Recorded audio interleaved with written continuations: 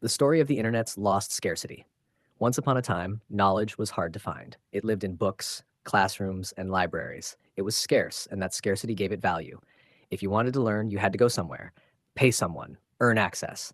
That's the world humanity lived in for thousands of years. Then, everything changed. Chapter 1. The Birth of the Infinite. In the late 1900s, a group of dreamers built something new. They called it the Internet. It wasn't designed for profit, it was designed for sharing. The protocols, TCP/IP, HTTP, email, were built by scientists and idealists who believed information should be free. And it worked. For the first time in history, knowledge could travel anywhere, instantly. Copying information cost nothing. But there was a hidden problem, one no one saw coming. By removing scarcity, they also removed value. And that was the first unknown unknown of the digital age.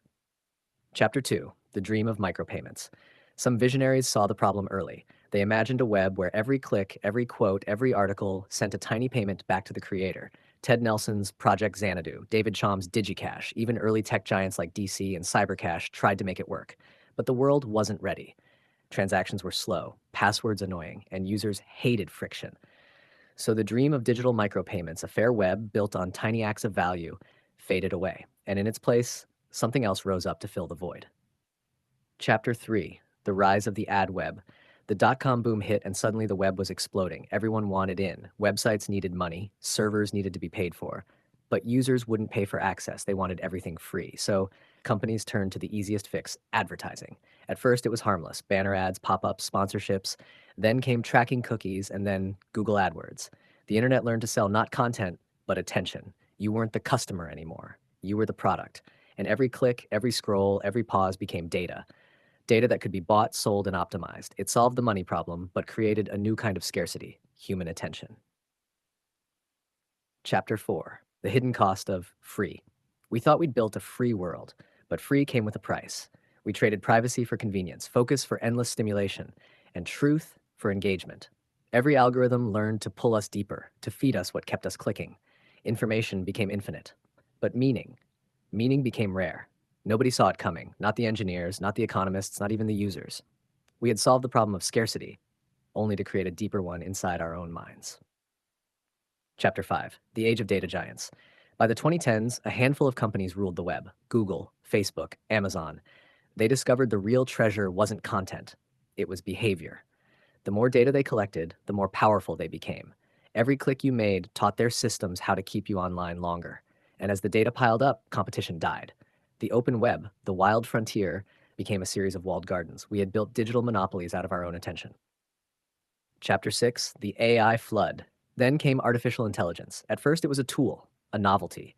But soon AI could write, draw, sing, and code faster than any human could.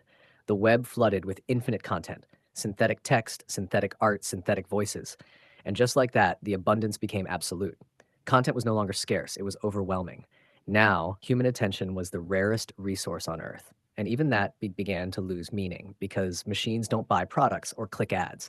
The ad model, the engine of the modern web, started to crumble. Chapter 7. The Return of Scarcity. In the silence that followed, a new idea began to form. What if value could flow directly again, not through ads, not through data mining, but through instant exchange? Micropayments returned. But this time, they weren't for humans.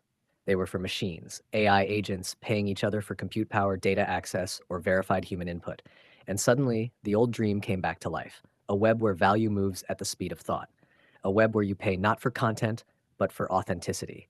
Because in this new era, the rarest thing isn't information, it isn't attention, it's being real. Chapter 8. The Age of Meaning. Now, we've come full circle. The first internet gave us information. The second internet sold our attention. The next one might trade in meaning.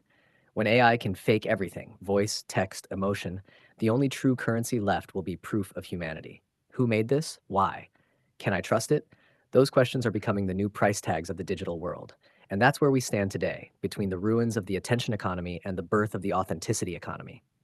Every time we solve scarcity in one form, we create it in another. We solved scarcity of knowledge and lost scarcity of focus. We solved scarcity of content and lost scarcity of truth. Now, the challenge ahead isn't about information or money, it's about meaning. Because in a world where anything can be generated, what's real becomes priceless. The internet's lost scarcity and the search for meaning, written for those who still believe truth has value.